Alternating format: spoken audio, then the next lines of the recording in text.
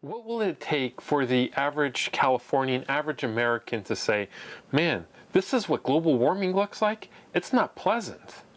Well, what global warming looks like, and this is already documented, this is not theory. When I and other colleagues first talked to the U.S. Congress about this in the mid-1970s, it was all theoretical.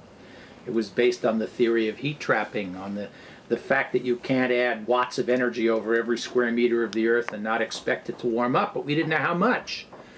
Now, in the last 35 years, nature's been cooperating with theory, and we're starting to see it. That's why we're getting moves toward action. So what are the kind of things that we're seeing? In the last 10 years to 20 years, the number of Category 4 and 5 hurricanes has substantially increased. The number of the weaker ones has come down. So it's not that we have more hurricanes, it's that there are more stronger ones.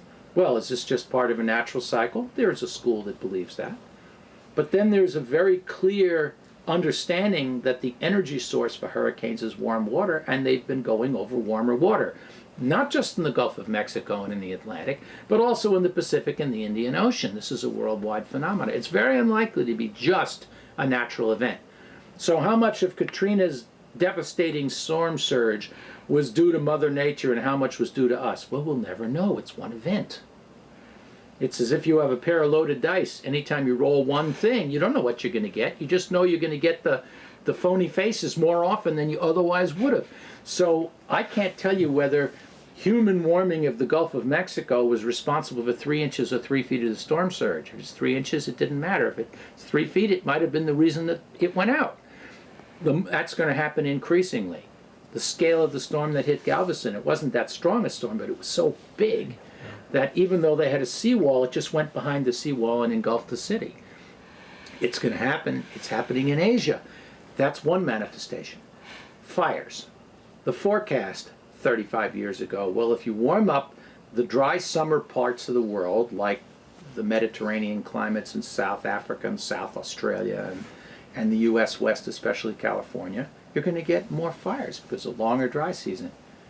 Guess what's happened in the western half of the United States the last 30 years? A factor of 5 increase in the frequency of wildfire. Now, is that all global warming? Of course not. There's multiple explanations. We put houses where they don't belong, so there are more ignitions. We fight fires to protect the houses, so we allow the underbrush to grow, so when we finally get a big fire, it goes out of control. So it's not the only factor, but it's a factor.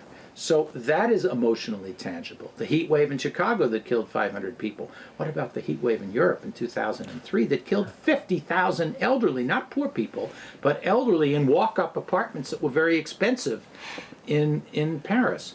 The Arctic is melting out right under the feet of the Inuits and others, and their culture, their hunting culture, is being extinguished in front of our eyes. Economists don't give it any value, but there are other people who feel it's a moral outrage that we're destroying a culture that did absolutely nothing to create the problem. The polar bear ecosystem is going out of existence as the sea ice is disappearing very, very rapidly, more rapidly than any theory predicted. How much is the polar bear ecosystem worth? You going to monetize it? So the cost-benefit guys say, well, that doesn't have any value. Well, there are other people who think that it does, and that's a political gut check question about what's important. The benefits to the shipping industry by melting the Arctic because they have a shorter route across, that's going to save them money. That's a positive in the cost-benefit. The destruction of the polar bear ecosystem, the Inuit culture, how much are you going to charge for that? There's no number. Therefore, you get back to making fundamental political decisions about these areas, and these are visible and tangible. What about the developing world, the small island states? They've been called the conscience of the planet. They have almost no GDP. They've done almost nothing to create the problem. The rising sea level and intensifying storms is going to force them off their 1,000-year traditional homelands. What's that worth? I mean, these are all kinds of questions. What about the 1.5 million known species and the probable 5 to 10 million unknown species in the world, which is estimated that we'll lose somewhere between 10 and 50% of them if we warm up at the middle to the high end of the range? Who's counting on them?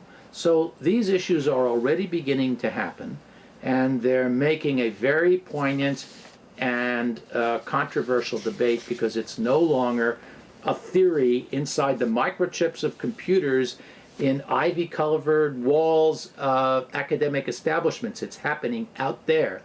In your grandmother's backyard, the roses and the daffodils are blooming earlier in the year. The birds are coming back earlier for migration. It's consistent with the fact that thermometers are warming. This is no longer subject to open debate. It's warming. That is unequivocal, and that humans are part of the story is very likely.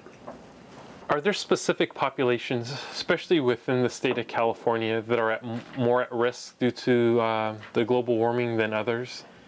When the Intergovernmental Panel on Climate Change had its plenary, that's when the 120 governments get together and approve the summary for policymakers in a grueling session of word-for-word editing. Oh, it's horrible. It goes on all night for a week.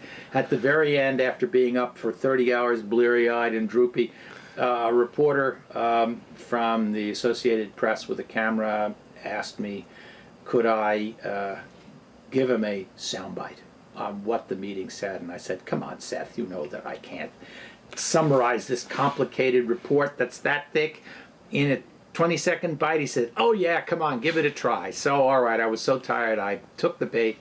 And I said, I guess the message of the report is don't be a poor person in a hot country, live in Hurricane Alley, in low-lying coastal areas, in high mountains near glaciers, in Mediterranean climates prone to wildfire, or in the poles subject to rapid melt.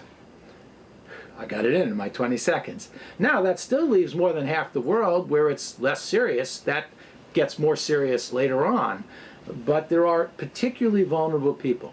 And what creates them to be particularly vulnerable is their exposure, like coastlines and in Hurricane Alley or in fire-prone areas, or their adaptive capacity. Poorer people who have less ability to alter the kinds of crops. See, we can, if we get too hot in Nebraska, well, the plant breeders will go to work and they'll come up with strains that can deal with it. And then we'll sit there and we'll spend billions of dollars of American taxpayer money in a farm bill and we'll irrigate.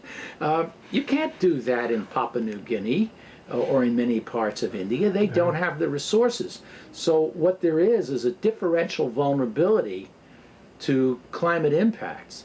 And that is not lost on the developing world. And it makes them very angry at us, the rich guys, who are responsible for 75% of the accumulated emissions so far. And even though the poor countries with large populations are going to take over from us in the next 20 to 40 years, we still have a historic legacy that we own and we can't duck. So people will be very differentially hurt. I would be very concerned if I lived in a low-lying area in the Gulf Coast in Florida along the Atlantic area about rising sea levels and hurricanes. I'd be concerned living in fire-prone areas in western United States.